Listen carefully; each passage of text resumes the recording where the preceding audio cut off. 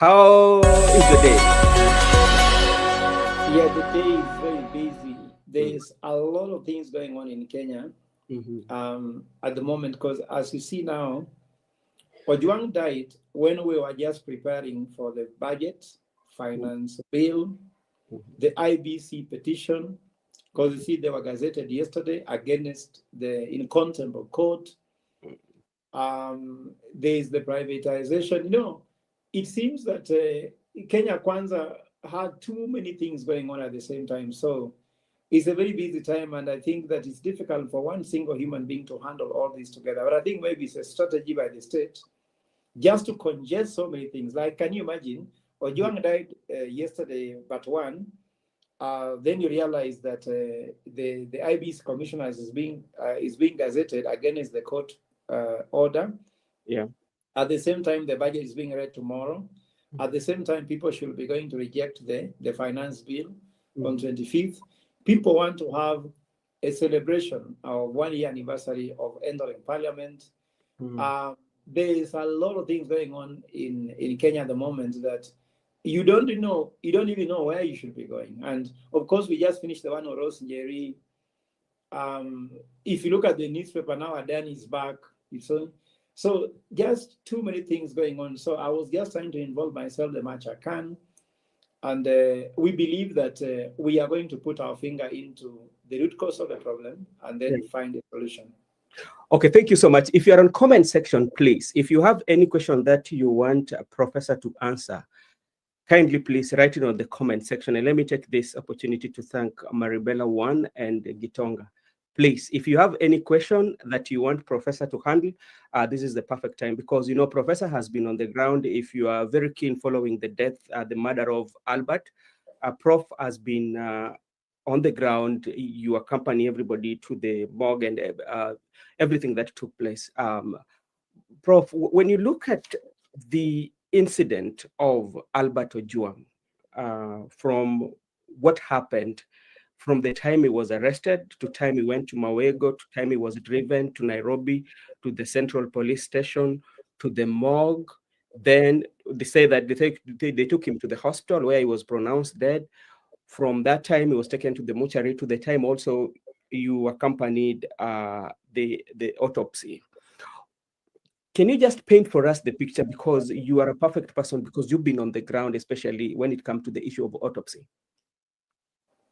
First of all, let me say that Ojwang's family, father, mother, wife, and himself are one of the most law-abiding citizens I've ever seen. Can you imagine, Benson, someone knocks your door and asks for your son and you give him? Can you imagine that they handed over their dear and only son to the policeman without a court order, and that he left them to leave and then he follows by bus? So for me, that was the thing. Then the other thing which I also have to observe is that imagine the ordinariness of life, whereby you travel to home, you are home with your wife, you're trying to build a house, you are having lunch, even he didn't finish his food, and then somebody knocks at the door and life changes for good. And then it looks like you are going, but you'll come back. Yeah. Then that week that you won't be seen again, you'll be seen in the mortuary. So for me, that ordinariness is painful. Let me also describe a scene. When Meshach Ojwang walked into Central Police, we took photos. Even when he walked into City Mortuary before seeing his son, he was walking. After he saw his son, he couldn't stand on his 2 feet. He had to be held by 2 people. I'm a strong person, but you didn't see me in that press statement. I disappeared. I couldn't look at the camera because I was broken. When you see a strong man walking, he was walking by himself. He was walking side by side, his brother alone, into City Mortuary. Yeah. The photos we have, I didn't send you them if you want to see. He was walking side by side his brother, and immediately he saw his son. He couldn't stand on his 2 feet. And look at what he said. Yeah. You have finished, taken everything from me, everything. He's lost everything. So for me, that was painful. Now, first of all, let me say that the arrest was done lawfully. Yeah. Because the order was that they went to Mawego police station, took the OCS, and the lady who was the OCS accompanied them to Ojwang's home, and they requested that he's handed over to the DCI to be taken to Nairobi, to be taken to the police. You see, the issue of Nairobi was not disclosed, as far as we know, to the parents. Because if you are arrested, you should be taken to the nearest police station, because there's even a police cell there. But when it's there is when everything changed, because he was supposed to record a statement there. He didn't record a statement there. And later, these policemen took border men who drove them into Ojwang's home, leaving their car in Mawego, which was something fishy, because they would have just gone with him, with the motorcycle, with the car there, and the parents could have known the car or number plate X has come to pick my son. Why did they hide the car at Mawego police station? When they reached Mawego police station, then it became unlawful immediately, because it was supposed to be booked and checked in. Then the story changed from there, because we have a report that he was picked very well from there. He was not injured. But now there are two stories which are critical. Did Ojwang go and meet with DCI before going to the police station? The Director of Public Investigation, NIA, says that he didn't go there. You didn't go, yes. That he didn't go to the DCI. He went directly to the police station. But now, how comes they are saying that the officer there are two stories here, that the policeman refused to check him into the cell, that's OCS, because he was bleeding and he was in critical condition. Yet there's another story now coming from the DCI again, that he did not, he was in good faith, so the OCS officers in Central are fully responsible. How can the same government tell many stories? Let me tell you what, it is not a mistake. For me, it's not a coincidence. This is what the government does. The same people generate 20 stories to confuse you with. Yeah. So do not buy anything they are saying. Then if you look again, the timing. Imagine by 9:30, if you leave Homa Bay more or less in the afternoon, of course, you'll be here around 8, 9. So 8:35 thereabout is in the cell, according to another report. Because I have the autopsy report and I have the autopsy form. Yeah. You know, the autopsy form reads very interesting, because it tells you exactly what has been written there when they were taking the autopsy. They state exactly what was written there. And it stated that Ojwang was checked in, arrested and put in a cell around 9:35. And then later, he was taken to a hospital in Baghdadi, and the hospital refused to receive him. No, he was declared dead on arrival. So dead on arrival, we went to Baghdadi hospital and checked, can we know who received Ojwang? Then no one declared that he received Ojwang. So they said he was not received. So if he's not received, he's dead on arrival.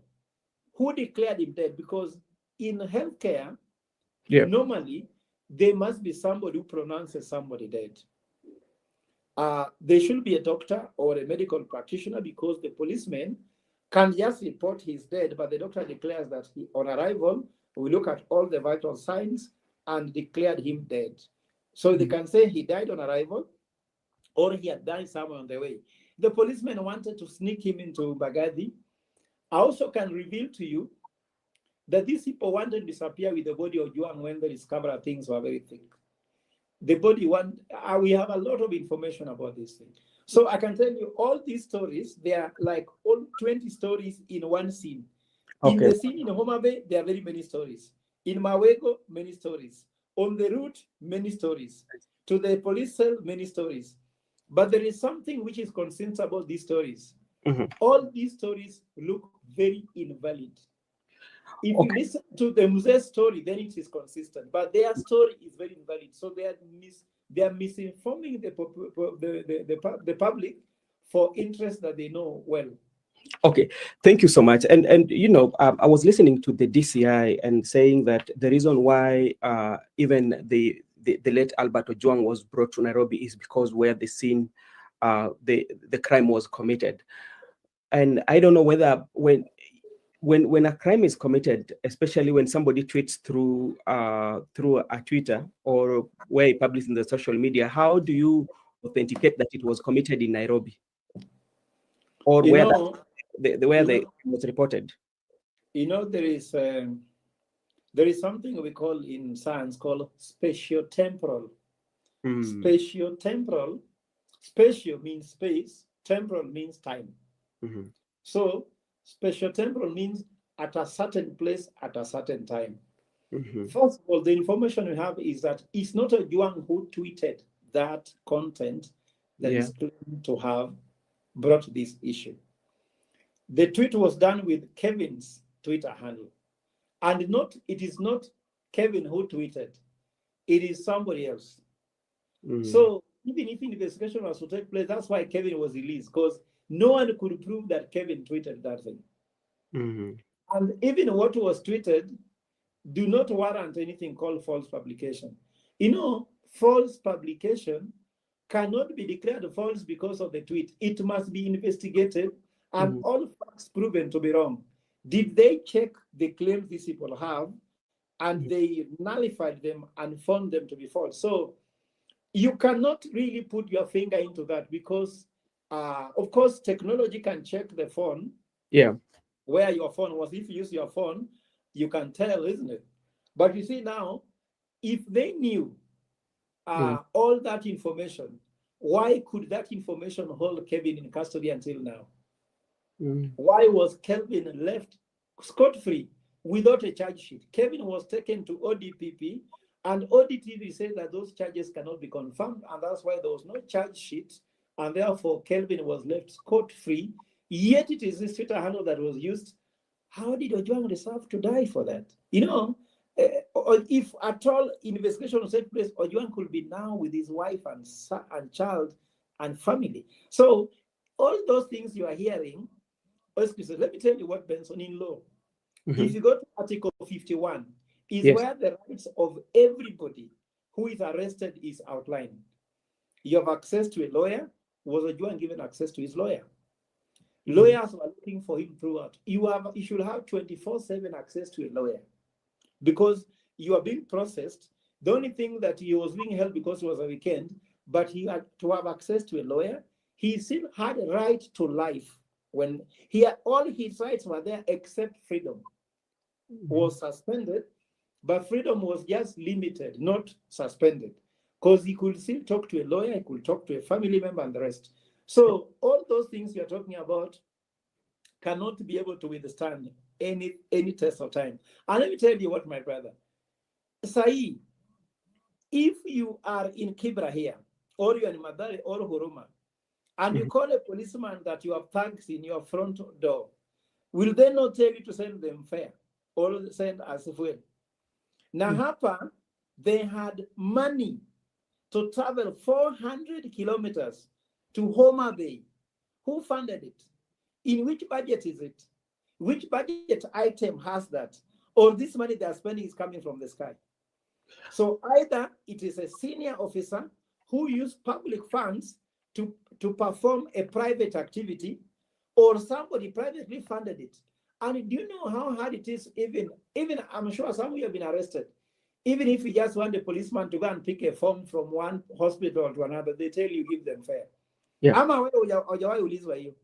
Ni jambo ipo katika makazi ama katika Kenya yetu, hata katika idara watu wote wamepitia. Sasa Profesa, kuna jambo ambalo nataka kukuuliza, kwa sababu kuna jambo ambalo labda watu wanauliza. Hata jana wanabunge walisema kwamba Deputy DIG Langat should resign because he was the complainant. And from the initial stages, especially when the press released, the press was being done by the IG, he was there and he was the complainant. And after calling that, he has not resigned. We've not seen any media publication, or we've not gotten any information for his resignation. Why do you think so? That if you look at in the developed democracy, or in the countries where democracy is working, provided that your name is mentioned as an official, you can step aside to pave way for investigation. Yet his name has been mentioned severally, but we're not seeing him resigning. First of all, he should not just resign, he should be prosecuted. But story for another day, because that should follow the due process of law. Mm-hmm. But the truth of the matter is, these people are taking this matter so casually, Mm-hmm. as if Ojwang's life is not that worthy. But at the same time, why do you think they're saying he should resign, or at least he should be away? Mm-hmm. Of course, interfering with evidence is one thing, but the other thing is that why has Ojwang actually this? Is he the complainant, and how come this situation is taking place? Mm-hmm. All I know is that the current Kenya Kwanza government are feeling very uncomfortable if there is any community, somebody from a certain community, apart from the one of the community of the president, who is holding powers mm-hmm. to the magnitude of that of Inspector General or CDF. Mm-hmm. You saw how I mourned General Gola. Yes. General Gola died because of succession plan. I told you that. Mm. Ojwang's death has also been a succession battle, because they wanted to remove Kanja because they say Kanja comes from Madeira, and Madeira is in Nyeri. Yeah. And they believe that when push comes to shove, just having an IG in somebody's side can make the difference. Because Ruto knows that he's a one-term president, the margin is so narrow that any small stone can just steal things in somebody's favor. That's why you will see a lot of things happening. I can tell you, my brother Benson, let's not even go very far. Let me just go straight now to tell you. Yeah. At this time, we need to restore the soul of this country, because I have information that any young person with the Twitter handle, or Facebook handle, or social media handle that has more than 70,000 followers, they are being monitored minute by minute by the DCI. Mm-hmm. Why is that one so? Because they are finding that they have influencers. So why are they calling Ojwang influencer? Ojwang was a Kiswahili and a religious teacher in Voi. Ojwang married from Kilifi, a woman from Chonyi community. I have information from that family because I'm a Kaya elder from there. Mm-hmm. I know that family. Ojwang's father worked in Kilifi, educated him in Kilifi. He got married in Kilifi. So even all this nonsense here, cousin, in Kenya, everybody is a cousin to the other. So even Wapwani wanaweza sema ati Wabara waende nyumbani, Wabara hizi ende nyumbani kama ameoa Pwani. So I'm trying to say, in Kenya, the Gen Zs have disrupted the whole population in a way that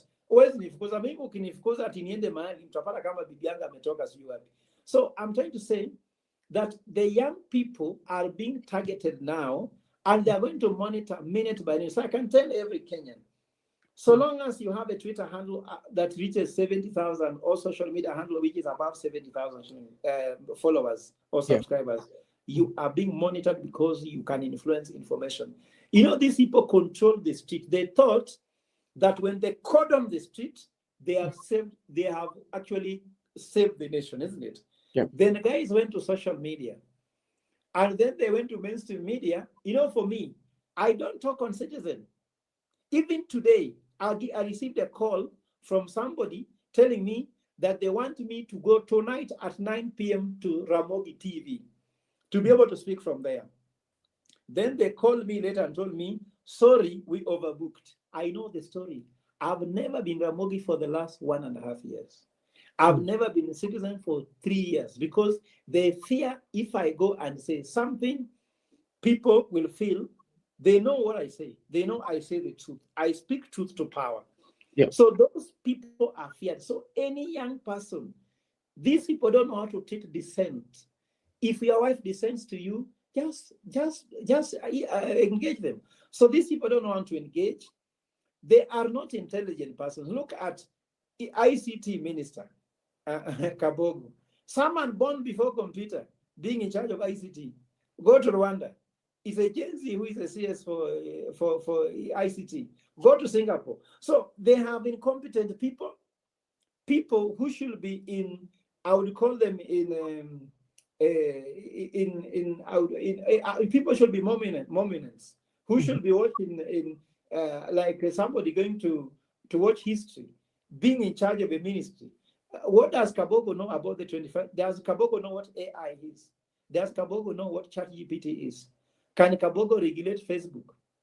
Do they even know how to tweet? All people tweet for them.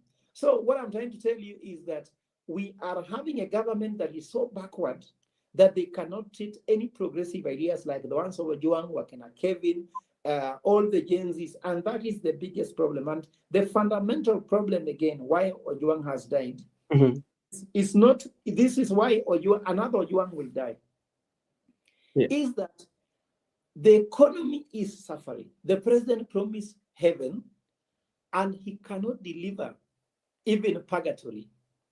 So because he can't deliver, he becomes a risk. So anybody reminding him about his promises and how he's not delivering them must die. Now, you can compare, the president was in Migori, was in Homa Bay, he was in Kisumu, and he made promises, and these young people are revealing the lies that was there. For example, the affordable housing in Makasembo, that's a commercial venture done by Lap Fund, and it's clear. You saw my TikTok, isn't it? Land given by Raila Odinga in Kisumu, 5 acres. The land does not belong to him.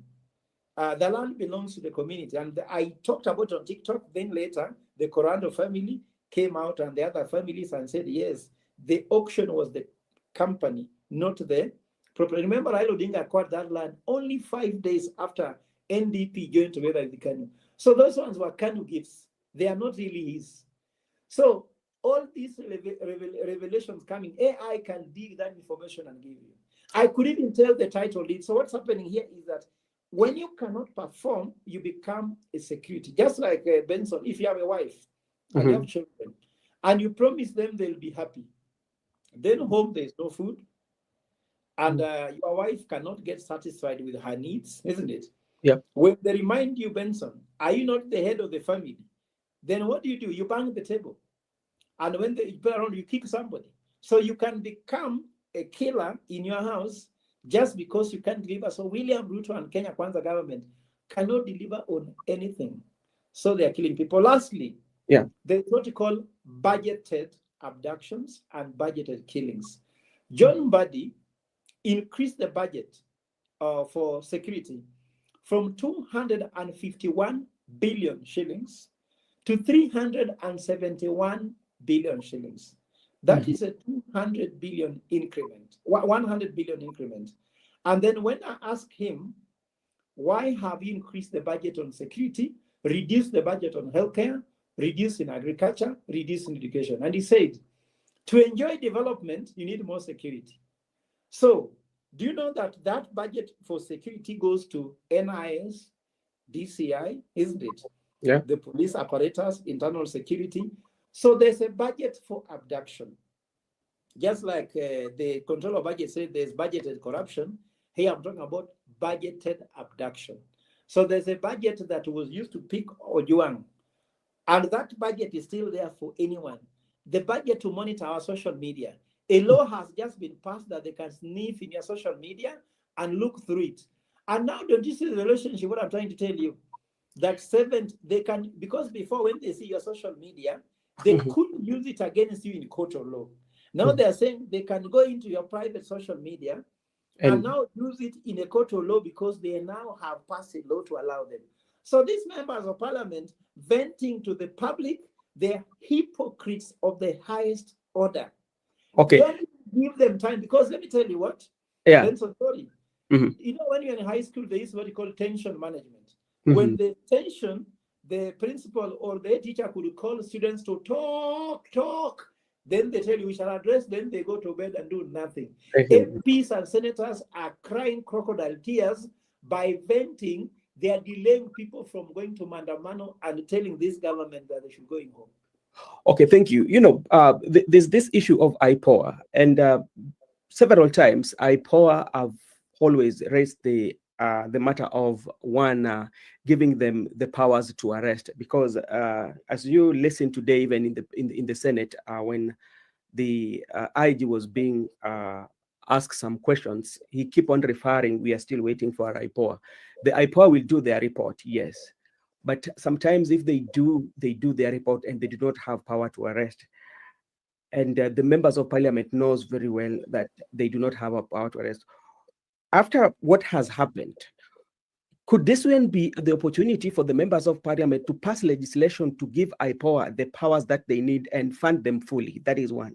Secondly, when we come to the forensic analysis, you find that every evidence that need forensic analysis, the IPOA do not have those facilities. They will have to still go through the DCI. Do you think they can get the accurate finding if they do not have facilities of their own that they are controlling within their powers? You know, my brother, there's a lot of scams in this country. Do we have IPOA in Germany? No. Is there IPOA in the US? No. Is there IPOA in the UK? When some people are special, they cannot follow the law, then you give them a special unit to deal with them. You hear this thing called a special unit. Mm-hmm. Special unit is for special people. IPOA is a special unit. The most dangerous word in IPOA is I, independent. The most dangerous word in IBC is I. It does not exist. There is no independence. The president appoints the board of IPOA. The president appoints the chair of IPOA. The president appoints the CEO of IPOA. They are under COSGAY. Everyone is under COSGAY. Their salaries from under COSGAY. In fact, they report to him. Yeah. I can tell you, I was at the mortuary. Mm-hmm. We are saying postmortem must be done today. The doctor, pathologist has come and is postponing it to tomorrow. And IPOA is just quiet and they can do nothing about it. Until I had to tell James Johansson, please call for us the PS. They are told, if you don't call the PS, I'll call him myself. Mm-hmm. And when he called the PS, happens to have taught him, and he told me, talk to Professor, I told him that, Bwana PS, you cannot be telling me there's no doctor do pathology. You are managing us to your interest. That's when Dr. Media came immediately. And he was saying, no doctor is available. When I told him, I know Dr. Media, he works in Kenya, call him. And he came. The doctor who came told us about natural lighting, that you cannot work, you cannot perform postmortem without natural lighting. That artificial lighting. What I'm trying to say, IPOA is not independent. Everybody's telling you they want the right to arrest. ESCC, we want the right to arrest. Whenever the day I'll become the president of the Republic of Kenya, I'll tell you this, we shall be able to remove IPOA and ESCC. Ukiiba kuku, unashikwa the same way venye samuta ameiba 1 billion. Because somebody ameiba 1 billion, anapelekwa ESCC, akuna suti, anapewa parking, anaingia boardroom, anapewa chai with flowers when he's being interviewed. When you steal a shilling, you are beaten like a crook and put in a cell. Everybody should be treated the same way. There's no special unit because there's no special Kenya. Kenyan law does not recognize any special citizen. Okay, but Prof, let's just be factual here, because the only body or the only institution that can give the IPOA the eyes that we have, you've talked about the anti-corruption, they want powers to arrest.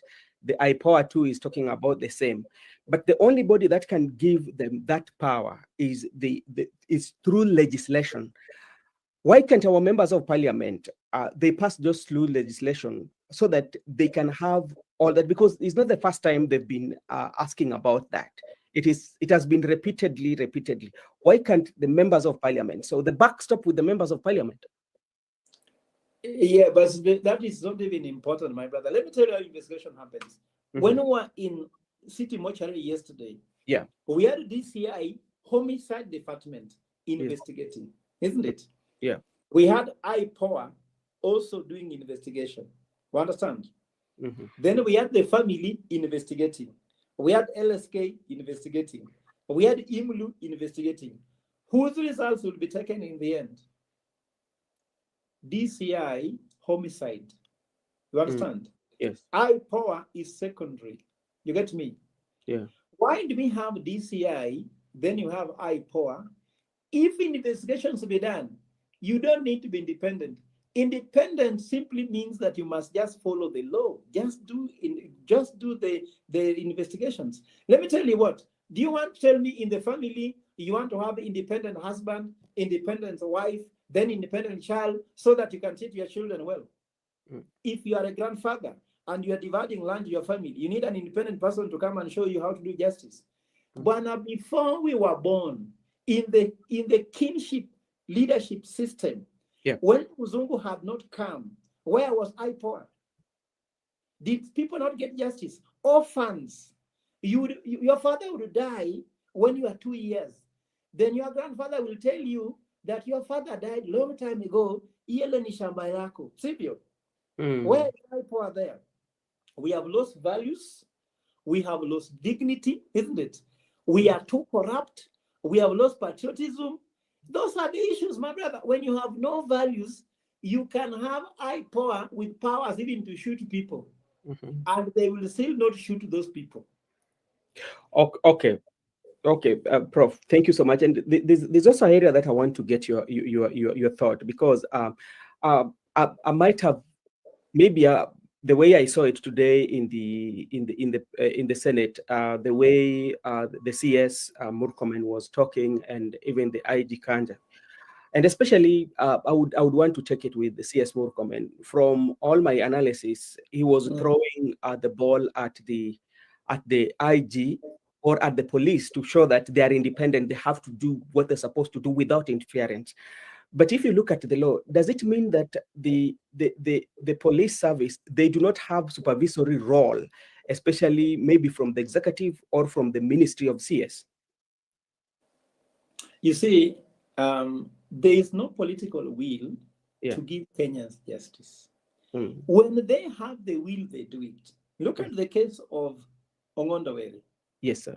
Within no time, people are arrested, isn't it? Here, the OCS for Central is known. This year is saying he is the main suspect, isn't it? Yeah. He's walking scot-free. The complainant, even IPOA chair, appears in a press statement. How are you independent in the compound of Central Police? You know, in Luo culture, there's a certain way on which the elder cannot enter in the home of a junior. And when you go there, there's a position you have to sit. My father has a seat he can sit when he comes to my home. So the guy is standing in a press conference as a guest. Yeah. Do you know what's happening? If IPOA was in charge, the DCI coming to the mortuary, who is guarding the IPOA? Does the IPOA have their own private policemen to guard them? Which department of police? Is there a department of police called IPOA police? You know, you can go on and on. We just need to do the right thing no matter what.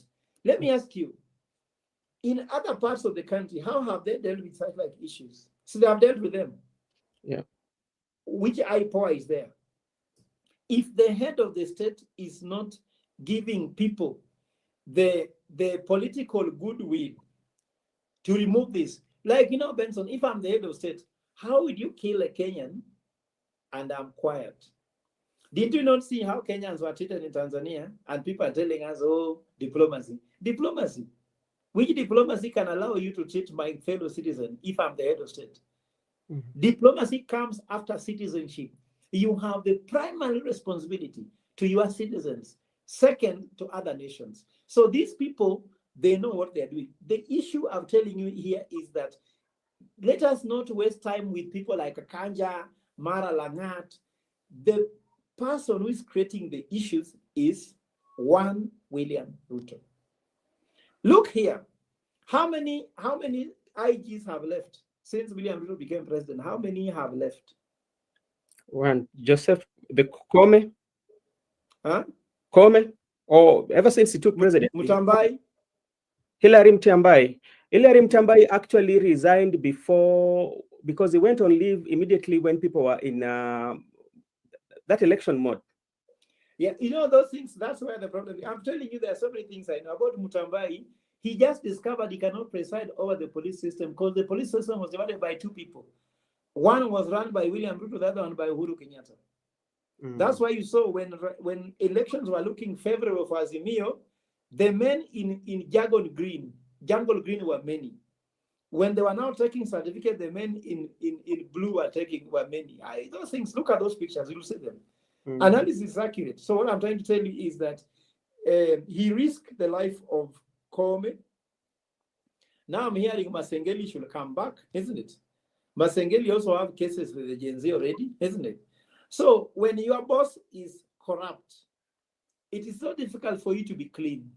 You understand me?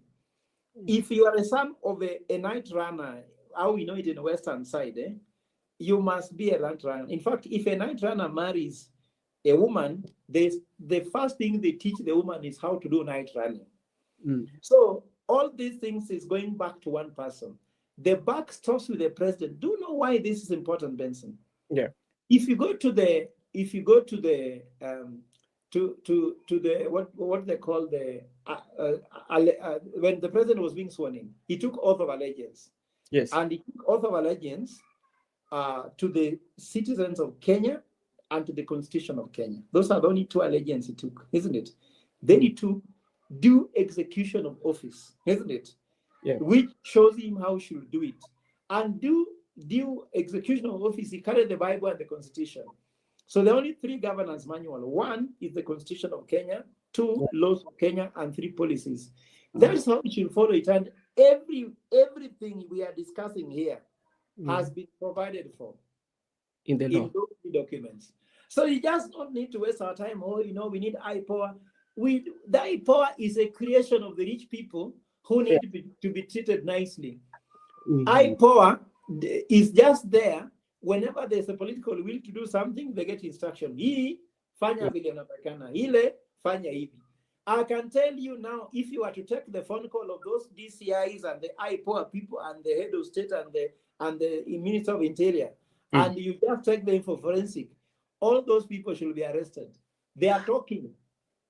Okay. In fact, they should be having WhatsApp group where they're discussing what to do to us. For us, we are just watching what they're doing, as if they are fighting themselves, but there's nothing going on. It's just like watching a movie. So when you look at the entire thing, the entire saga, the murder saga, coming to know that even the CCTV was tampered with, in your own analysis, because you've been on the ground, do you feel that this family will get justice, the just that they should get? Yes, I think so, because what's happening is that justice does not have to be given to us by Kenya. We will go abroad. I'm in the legal team for the family. Yeah. We got the evidence from the postmortem, the one we wanted. I wish, Benson, you were there when I was there. I was the one in charge of that postmortem in a certain way whereby I declare who is coming in and who cannot come in. Yeah. You get me? Which process is being followed? And then there must be concurrence at every stage. If they turn him left to Nauliza, is that the procedure? We ask the government pathologist. We ask the family pathologist. We are the family pathologist because before they want to do this by only the government pathologist. But you brought in the family pathologist. Even we have raised money to pay his fee, isn't it? IPOA brought their own pathologist. At the same time, IMLU brought their own pathologist. Then there were other two pathologists who came and added there. 5 pathologists. Even the result that it was an assault and strangling, torture, that was concurrence by 5 doctors. You heard me saying this, that there will be concurrence. So according to me, the evidence we have, we cannot get justice only from Kenya. If you don't get it, this is a genocide case. Because the genocide I'm talking about has been declared on the young people. You know, genocide must be systematic, isn't it? Yeah. The systematic arrests, abductions, killings, and how they are being killed, and who is arresting them. Subaru situation, it is so systematic that you can replicate it and replicate it and replicate it. But when you look at the whole situation on how things are happening, and you look at the police and the people, do you see a situation whereby the Kenyan population, especially the young people, to reconcile even with the police and leaders? Do you see that situation will be there at some point whereby they can communicate as one unit? You know, Benson, Mm-hmm. when I was growing up as a young boy, if you are a very stubborn child, your father could threaten you, nitakupeleka polisi. Mm. And I also know some parents that when their children were taking bang or just misbehaving, they could talk to the policeman just to arrest them, and they spend one night or two in a cell, isn't it? Yeah. Can you risk that now? You cannot risk, because based on what has really happened to this young man. That's why the issue of police reforms, I don't know, from police force to police service, all those are nonsense. We have to reform our values. It does not matter what you call the police. Mm-hmm. In fact, if you go to a place like Spain, they call them Guardia Civil, civil guard. There's nothing like a service even, but the services are given. You know, you can go to a place where they're written that we have toilet service here, but yet the doors are locked. So according to me, the trust that policemen could ever be given is ending. And I can tell you what, I'm not here to blame the policemen. Yeah. There's one problem. When your boss is giving you wrong commands, the so-called command responsibility, when someone gives you wrongful information, so you have two things to do: resign and go back home and have poverty with your family, isn't it? Mm-hmm. Or refuse, do what he says, and keep your job. And these policemen who earn 25,000, 30,000, 40,000, what option do they have when they can resist the government? For me, I was in Strathmore. I came out as an economist, and I disagreed with the economy. I lost my job in Strathmore.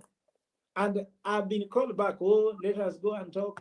See how people are going to set us, let us go with you. And I said, no, my values is anti that one, because I'm not supposed just to say I'm fed up. Maybe I have an option to do that. But some of those people don't have that option. But not that I'm happy, I'm struggling. I'm trying to do consultancy to feed my family. But life goes on because I have to keep my soul serene. So if you have a boss that gives you wrong orders, what do you do? That I've told you. It is not easy. Prof, you know, when we look at the history of Kenya, especially when it comes to the police, it has not only been in the administration of President William Ruto. It has been historical. We are not saying that all the policemen are bad, but there are those what we call the rogue cops in each and every administration. Is it that time that we should investigate about the cops? Because some of them are our brothers and uncles and fathers, you know, and you know, it is a time that we should investigate, because like, for how long? Because this one will happen. Give it 6 months, it will disappear in the thin air. Then another one will happen. It will happen again. We come and blame the police. It will happen. But you know, as we blame the police too, we have to look at the lawmakers. What are the lawmakers doing? You see, I agree with you that we had problems when we had some policemen who are just, some people are bad. But the thing is, which society are these policemen for? Remember, this policeman is a father, is a mother, he's a sister, he's a brother, he's an uncle. So they're also growing up in Kenya. Now, apart from policemen, isn't it? Go to companies. Do you hear people are stealing money in the bank when they're bankers? Do you hear people are committing fraud as insurance companies? Do you see people committing crime in, you are doing Kenha, unataka kupeana barabara na corruption? Like I told you, EACC, every road contract which is being sent in every quarter, EACC commissioners get some so that they don't investigate the corruption in adding of tenders. So there is a systemic problem, and it is a leadership issue, because the generation we are having, it's a generation that has only seen evil. They have tried to do things the right way, and they can't. Like you see, on the 19th, we are going to discuss something important. What are some of the barriers that are stopping young people from getting a job? Is that someone tells you, bring for me police clearance certificate, isn't it? Now, let me ask you, A policeman who has killed Ojwang, whom will he not give clearance? It depends on who pays him or not. Now, you must get police clearance because you as a Kenyan, you have bad manners. You need clearance to be given a job by the police. So who is clearing you? A thug who has killed Ojwang is the one to clear you to get a job. So I'm asking employers, do you even need clearance from a policeman? Is there anybody who has failed to get police clearance? Are politicians, all those corrupt, not needing police clearance? All those members of parliament and senators, they have to get police clearance to vie for those seats, isn't it? They have to get EACC clearance. How corrupt or not corrupt are they? So it's a systematic problem, and it can only be ended but when we get a leader who honestly abhors these bad manners, that will solve. But if we get people who believe in the system, someone has told me, Professor, badala kupiga serikali, wewe kuja nikushike mkono, nikuonyeshe maneno, nishike mkono nitembee kwa corridor. So they will show you. And let me tell you what, Benson, I want to encourage Kenyans. Don't give hope. Why? Benson, there's a market for values. Yeah. Wajua, ukienda soko, sivyo? Yeah. Kuna soko ya walifu, lakini pia kuna soko ya watu wazuri. Sivyo? Like people say, all men are dogs. No. There are some men who are not dogs, isn't it? Don't say all women are bitches. No. You can get a very good woman in the market. Like for me, I think that people say women are bitches. I don't think I have a bitch in the house. I think my wife I would say other things, but not bitching. So what I'm trying to say is that even if you believe very well that you want to do business, you don't have to shake the hands of the devil to succeed. You can easily identify where can I do my business corruption. For example, I don't tender for government tenders anymore because I know that the same I look for private sector companies that will give me job because they know what I am, and I work for them, sometimes outside the country, sometimes inside the country. So there's a market for value. So if you have a soul, go and work with those with souls. But as soon goes by, the lighting of the candle, where people with soul will continue lighting the soul of others, you can remove the darkness from people's hearts. And also these things also, if you look at the prayer, our Father who art in heaven, may your kingdom come, means that sometimes we don't have the powers, but just say, may your kingdom come. Maybe it will come tomorrow. We don't know. Okay. Prof, a little bit out of the topic, and let's just look at what is happening in the political field at a time when we are having this. And I've gone through some of the comments, especially people who are very influential, and you find like the incident or the murder of Ojwang, you find there are some quarters that are politicizing it, whereby somebody says that there are a group of people who are using this to tarnish the name of the government, and both of them. But this has always been a culture in our country. When we have an incident like this, we don't give it that the respect or the sensitivity that it has. You find that the politics sometimes take the center stage. When will we learn as a country so that when something that touching on our fabric, that wreck the heart of so many people, we tend to deassociate it with politics and go into the specifics and look for justice rather than politicizing it? I think that in Kenya, when you say the truth, you are called a politician. That's the thing you have to know. Like, for example, when I say the bottom-up economic model is wrong, people say I'm a politician, I'm campaigning for Raila because we share the same name, that I'm a Luo like him. But that is far from it.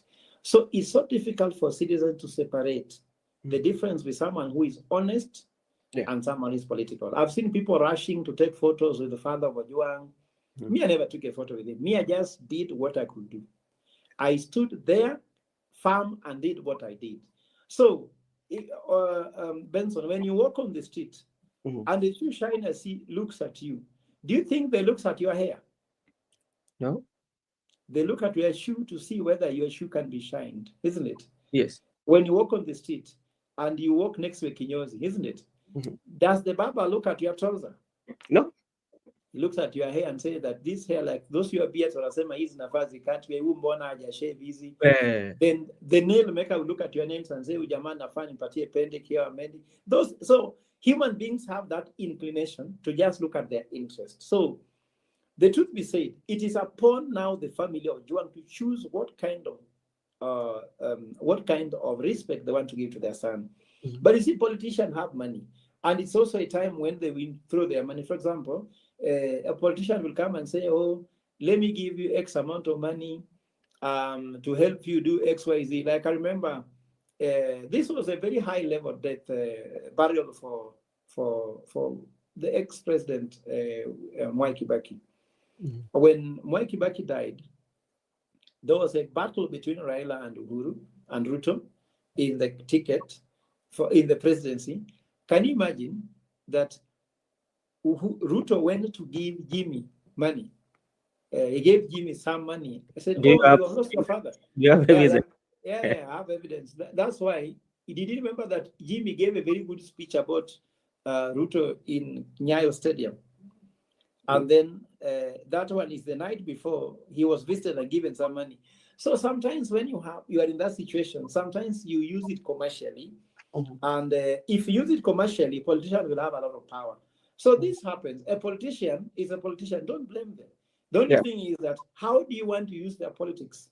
Could this death, like now, the death of Ojwang has united Kenyans.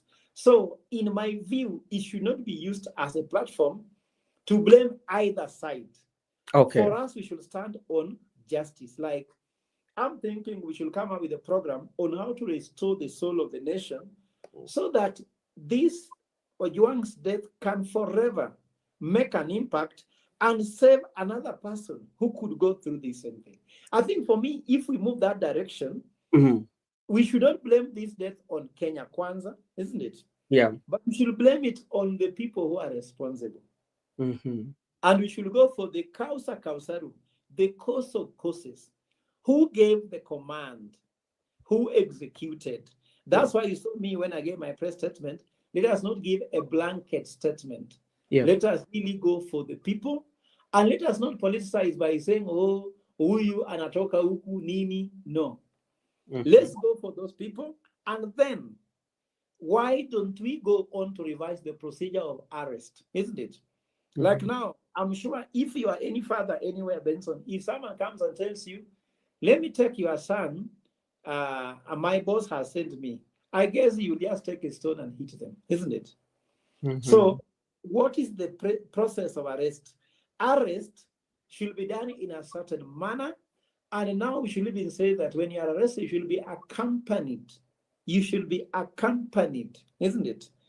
By some independent whatever. Maybe they can kill both of you, but this is not where the risk is. Because if Ojwang just sensed, any instincts told him, because no, Ojwang for me seemed to be very innocent. Let me tell you, do you know why I see the innocence in that boy?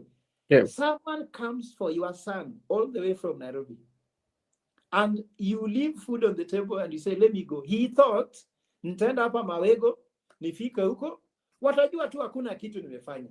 Yeah. You see that? Mm-hmm. And then he was even thinking, in fact, sorry to say this, he was even expecting to come back and eat his food. Remember, Ojwang was living in Voi. Eating with his family was such a special thing. You know, sometimes, natakanga tu nitoke hapa niende Ugenya, ugali iwekwe penye nilikuwa nakula kama nikule hapo. It feels good. So Ojwang knew he will come back. He was so innocent. He trusted too much. So what we are looking at, what should now be a procedure whereby you don't just trust because trust has been lost, so that we can secure these people. I even want to talk about how do you train people, just a normal citizen, so that you can know normal arrest and such kind of arrest, isn't it? Yeah. What questions were they supposed to answer, isn't it? What do we even have a form that somebody has to fill before they pick you from your house or from your home? You understand? We should make this very elaborate. And that's why I like even the issue of Nyumba Kumi, isn't it? those policemen needed to have identified themselves, isn't it? Of Yeah. course, we have the contacts. We even have the phone numbers of the policemen who picked him and the rest, isn't it? Yeah. But that was by the investigation. But I'm trying to say is that there should now be a change process whereby the policeman cannot have a right because the right they had, they actually violated it and has lost people's trust. Okay, you've talked of something that is quite much very, very, very sensitive, especially when it comes to looking at the politicians. And we really thank the politicians who have come out to say that, okay, we are, I'm going to put the bill and all that for this, or make sure that this kid goes up to high school. And you find like the leaders are the people who are doing this. Why can't we come out with a system whereby we make it easier, even for those who are coming from a low background, a low earning, we may call them commoners, that even if such like incident happens, they get justice, yeah?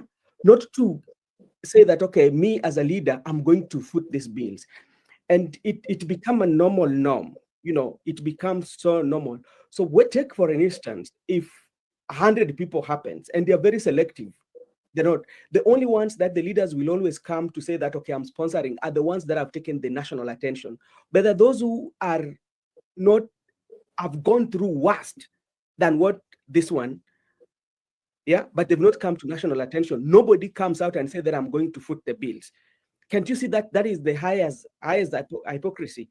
So instead of coming out and assisting, let us also make policies and have a channel whereby if it happens to anyone, whether of a less magnitude or a high magnitude, it has to be treated the same. What do you think about that? Benson, there are policies and procedures for that. Yeah. Do you know, I own a hospital somewhere. Yeah.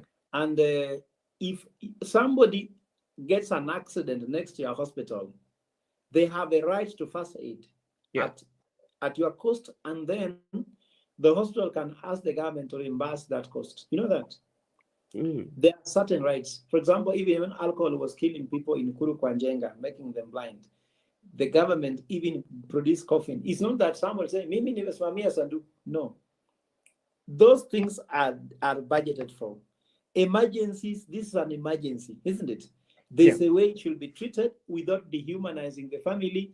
Ati unasimama na babu unasema, sasa wewe sema M-Pesa namba yako. I mean, this person is mourning. Can you imagine that unasimama na unasema, yeah, sasa niko hapa na baba Fred, sasa Fred alikufa. Baba, ebu sema sema what is your phone number, utumie M-Pesa. Ebu sema what is your M-Pesa name. But if system has failed, this is dehumanizing these people. Prof, it's not fair.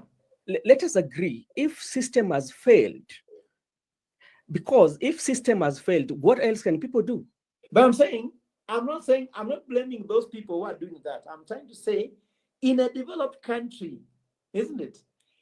This could have been done in a certain way without you hearing, oh, tumeenda hapa, oh, sijui. Even some people are going to make money from this one. Let's take, for example, and this is where my question is. My question is the people who are in the leadership, especially, let's take, for example, I'm not saying that it's going to happen.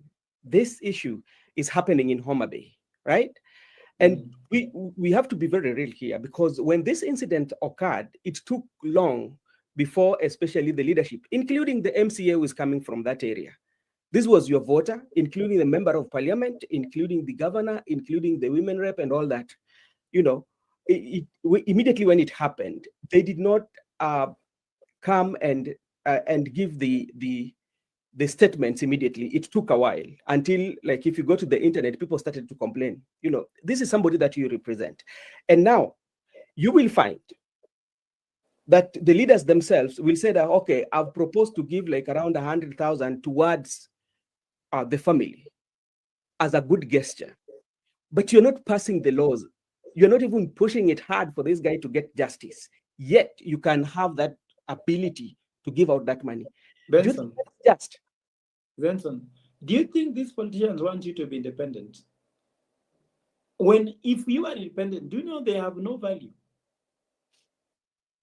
What is these people? If these people you see them making noise, they're leaders. When they don't have money and those government trappings, do they have value? Would you even have time to listen to them? Some of those leaders. So, my brother, let me tell you what. These people want to keep us poor and dependent on them because that is the only thing that makes them relevant. Without our poverty, they are irrelevant.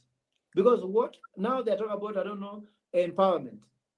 They have no values. They cannot demonstrate. For example, you cannot put money on a budget, like even the issue of bursary. Yeah. Peleka pesa shuleni, jenga darasa, Silvio. Why should you give an MP money to come and show off with this money? CDF and all those things. These people want us to depend on them. Did you not hear the speaker saying that village ATM and that we depend on them? So if someone tells you, I'm your village ATM, do you know how much you depend on an ATM? So these people don't, if you look at the life cycle of a butterfly, there's an egg, then there's a pupa, then there's an adult butterfly, isn't it? They want us to remain a larva. A larva or an egg is at a stage where it is consuming but not generating. A pupa does not consume anything, but neither generates nothing. But if you become an adult butterfly, you can fly and go and eat on your own, isn't it? They don't want citizens to become a butterfly. The worst you can become is to become what? A pupa. That's why in this country, the state capture is a problem. If you don't praise the president, you cannot work anywhere. You understand me? Why is it? Because you must be independent, even if you're educated. Now, Benson, now we are with you here in this show. Maybe somebody listening to us, isn't it? You know my qualification, isn't it? Yeah. Huh? Yes. I've been in this country for 3 years for a job.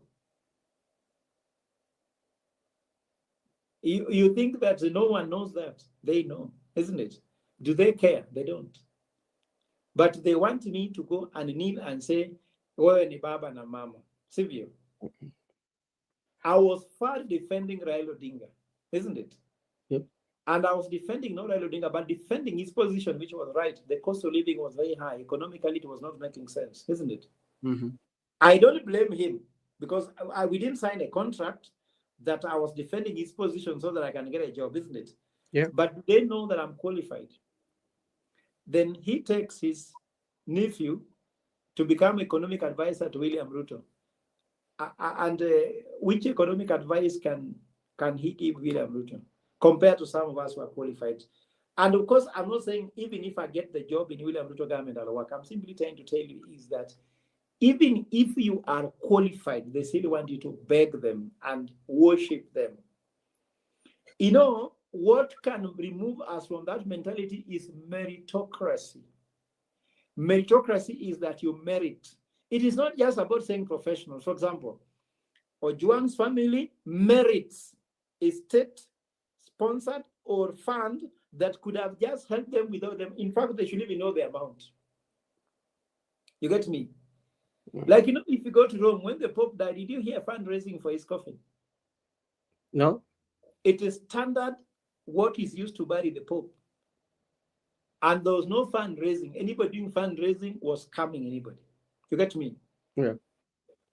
Whenever there's an accident that involves even public transport, isn't it? There are part of which is insured. The insurance pays, there's a part that the state caters for. If there's any catastrophe, the state does it.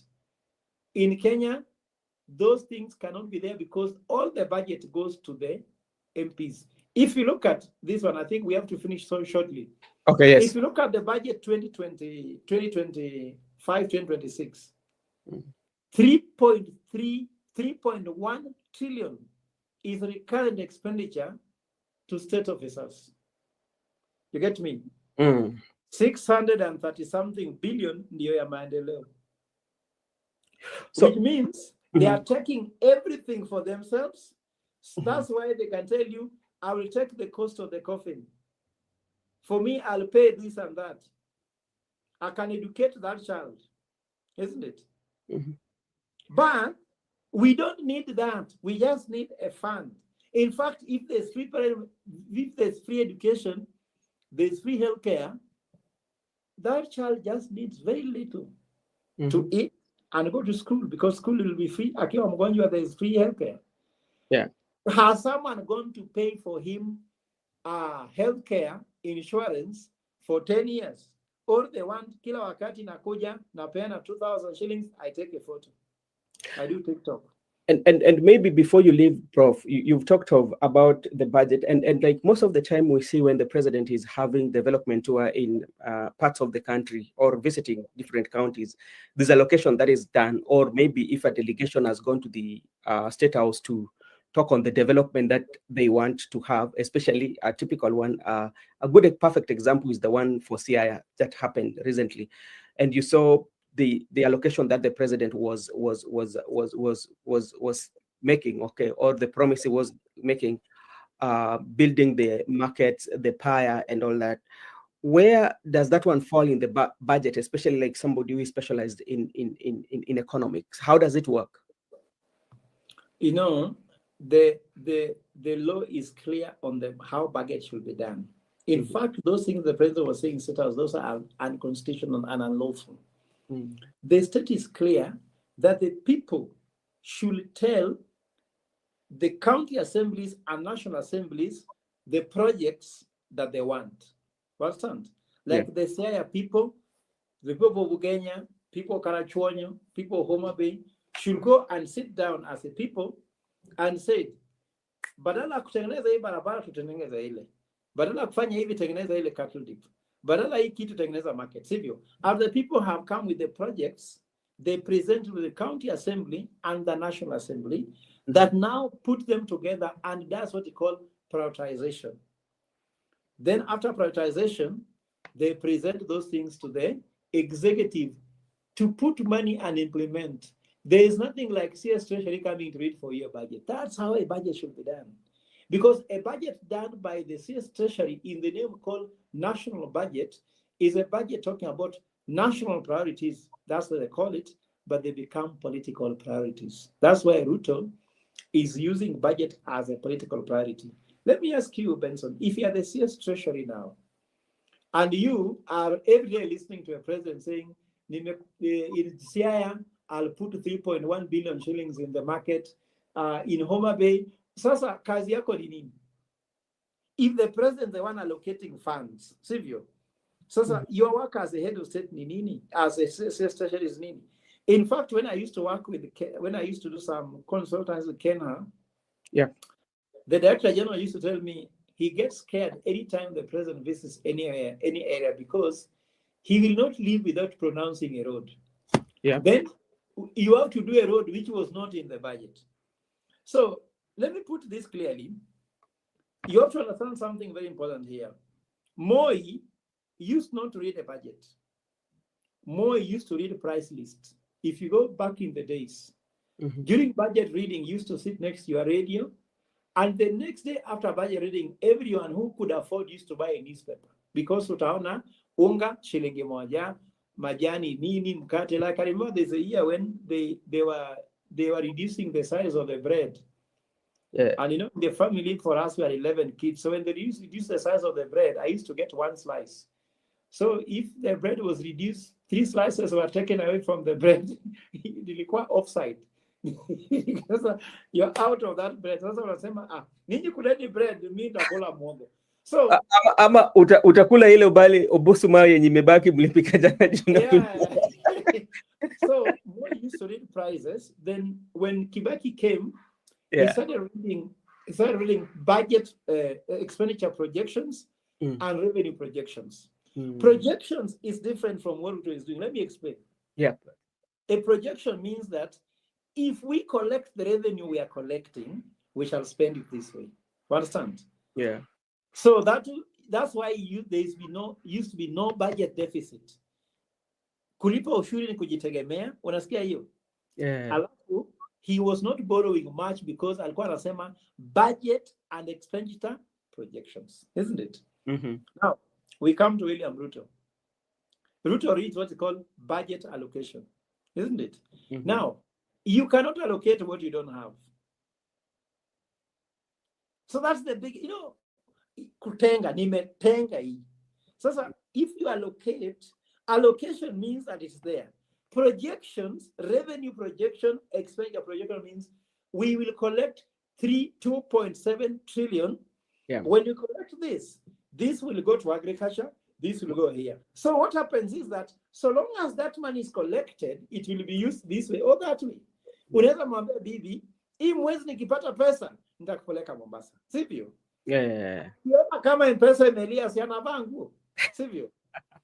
Lakini ukisema I have allocated 20,000 shillings for a trip to Mombasa, na hiyo pesa hujapata, si umemdanganya. So Ruto is obsessed with allocations. Ndio maana watu wa Siaya waliambiwa, in fact I counted in total watu wa Siaya were going to get something like 313 billion shillings by the end of the year. Now look here, Ruto went to Siaya when they had just done handshake with Raila before he went this time. He went to Siaya, then he went to Kisii. I counted. The whole of Kisii were promised something that could be 2.1 trillion, isn't it? In the same week, because he was in Kisii, then he went to Luo Nyanza, he promised them 2.4 trillion, isn't it? And that is 4.5 trillion, lower than the budget. So when the people here were listening to, nitajenga ile soko na anazisoma. Yes, ameandikiwa, anajua mpaka barabara ya Siaya, mpaka hizo soko. So hiyo ni uongo na hiyo ni utapeli ya hali ya juu, because it is not going to happen, it won't happen. Because me sioni kele, Ruto should just do one thing, stop killing people. Just simple, wacha hata mambo ya kuleta pesa. Stop killing people, stop abduction, stop these lawful disappearances, make Kenyans feel safe to work in their country, improve the enabling environment, people will work, will feed their family, just do nothing, but don't interfere with our life, if you ask me. Okay. In fact, just allow fair competition. Kama mtu ni mwerevu, afanye kazi. Kama huyo amequalify, yani just do nothing. It's called laissez-faire economy. Do you know what? If there's no president, Kenyans will thrive. If we just allow us to have rule of law and the security, isn't it? And there's economic, just do nothing. The president itself is the insecurity. It's the one that takes away opportunities from people. I will tell you, if you, Ruto was supposed to sit in State House, just sit there for 2 months without saying nothing. You understand me? Yeah. And the country runs without him. Do you remember? Do you know that when the election will start, isn't it? The president will enter what's called temporary incumbency, where he cannot appoint any senior person. He cannot make any appointments in government or make any key decisions. So the country normally run. Yeah. Sikuna wakati Moi was running this country without PSS and ministers. Yeah. And things were just going on, isn't it? So Ruto just needs to shut up and stop interfering with us, allow us to use our creativity, so long as there's rule of law, isn't it? Yeah. Just rule of law. Everything will be fine. Don't promise anything. Don't travel anywhere. Because those travel sometimes, mtu amegongwa Lang'ata Road, si mtu amegongwa Ngong Road, si mtu. Why? Just stay. Just go and stay in State House. Hata ulale tu nyamazi. Sivyo? Okay. I'm telling you. Okay, Professor, mi nachukua hii nafasi kukushukuru sana kwa kukuja katika mahojiano yetu, kwa sababu sikukuwa naamini kwamba unaweza kuja, lakini hiyo ndakupatia heshima kubwa, na mimi nakutakia mema hata ukiamka kesho kupigania wananchi. Najua bado tukipata nafasi ndakuita na tujadiliane na tuzungumuze yale mambo ambayo inatokea, na tuone venye kama Wakenya wanaweza endelea vizuri katika nyanja ya uongozi. Asante sana. Labda kama uko na jambo lako la mwisho unaweza ambia wasikilizaji wetu pia, ukuambia gwaheri. Ningetaka kumwambia wananchi ya kuwa msife moyo. Mengi yamefanyika ya kuhuzunisha sana, lakini we shall restore the soul of the nation. Watch this space. There's something going to happen this month. We shall restore the soul of this country, because hakuna haja kusema ati tungoje Kasongo aende. One term is already too long. Yeah, there are some things which can wait, because if we want to have another 10 Ojwangs dying, as we still shout one term, we don't want. We want to begin restoring our nation by the end of this month. Not that we want to remove the presidency, but there are some things we want to do right now. So just have hopes. Mark my words. If you have hopes in me, just mark my words that by the end of this month, you will see something happening that will start restoring the soul of the nation. It doesn't depend on the president. It depends on Kenyans of goodwill like me and others who are coming together. So by the end of this month, you'll have seen something that will start restoring the soul of this country, so that the death of Ojwang will forever be remembered as the launching pad for that restoration of the citizen's soul. We shall restore the soul of Kenya. We shall have the dreams of our forefathers, and we shall promise our kids that we are not eating their future, but we are just keeping this future for them, which you have borrowed from them. And we shall give them that future to give to the next generation. Thank you very much, and God bless you. You too, Prof. I thank you so much. If need be, I will reach out.